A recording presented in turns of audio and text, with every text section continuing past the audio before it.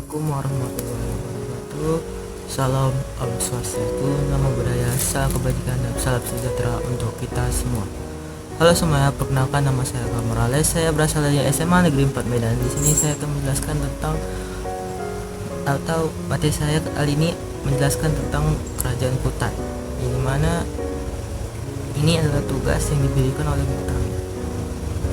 Di mana saya akan membahas tentang mungkin kerajaannya, luas wilayahnya, serta apa yang membuat kerajaan ini sempat runtuh pada saat masa jayanya Kerajaan Kutai. Baik, simak videonya teman-teman. Oke, kita akan membahas tentang raja-raja dari Kutai. Raja pertama adalah Raja Kudunga, di mana Raja Kudunga ini adalah raja pertama yang dimana itu dia namanya itu tidak dipengaruhi oleh budaya India. Bisa dibilang ini Raja Kudunga ini dia saat memerintah Kerajaan Kutai itu belum menganut agama India. Nah, bisa dianggap ini adalah Raja Kudunga ini pendiri dinastinya, teman-teman. Kita akan lanjut ke raja kedua, yaitu Raja Aswarman, yang mana ia adalah anak Kudunga.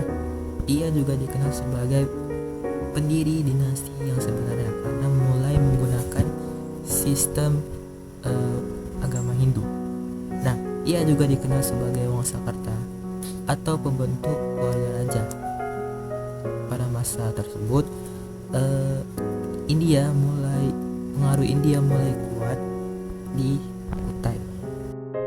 Kita akan lanjut ke raja yang ketiga, yaitu Raja Warman, yang mana dia adalah raja terbesar pada abad 4 Masehi, yang dimana ia dikenal sebagai sifat itu dermawan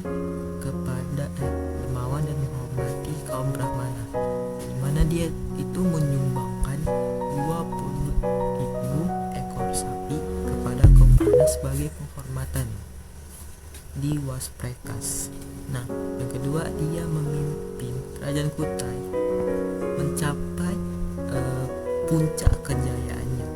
Yang ketiga itu juga jadi banyak ditemukan pada prasasti Yupa. Luas wilayah Kerajaan Kutai. Nah, luas wilayah Kerajaan Kutai ini dia itu diperkirakan meliputi daerah Kutai, Kalimantan Timur. Tentu kekuasaannya itu tidak luas, tapi sangat berpengaruh pada pusat perdagangan sama Kerajaan Kutai kepada pedagang India dan Tiongkok. Nah, Kerajaan Kutai itu bekerja sama dengan pedagang India dan Tiongkok dalam perdagangan. Nah, pedagang India membawa pengaruh agama Hindu dan membawa barang yang bisa dibilang berguna untuk Kerajaan Kutai. Nah, untuk pedagang Cina itu dia membawa keramik dan sutra untuk Kerajaan Kutai. Tentu perdagangan ini, pedagang dari Cina dan Tiongkok bekerja sama dengan Kutai itu untuk mengembangkan Kerajaan Kutai ini, kan berfokus pada politik. Pemerintahan di Kerajaan Kutai. Nah, sistem pemerintahan di Kerajaan Kutai itu menggunakan sistem monarki, yaitu kerajaan di mana raja ini memiliki kekuasaan tertinggi. Jadi dia itu bisa mengatur pemerintahan, hukum, dan masyarakat. Dan tentu raja ini dibantu oleh kaum bangsawan dan kaum Brahmana untuk membantunya melakukan tugas-tugasnya. Nah, raja ini dikenal juga sebagai orang yang suci dan paling dihormati oleh rakyat. Utama dari Kerajaan Kutai adalah prasasti Yupa, yaitu dalam prasasti Yupa itu terdapat berupa isi tulisan yang menggunakan huruf Pallava dan bahasa Sanskerta. Nah, isi dari prasasti Yupa itu dia menceritakan tentang kebesaran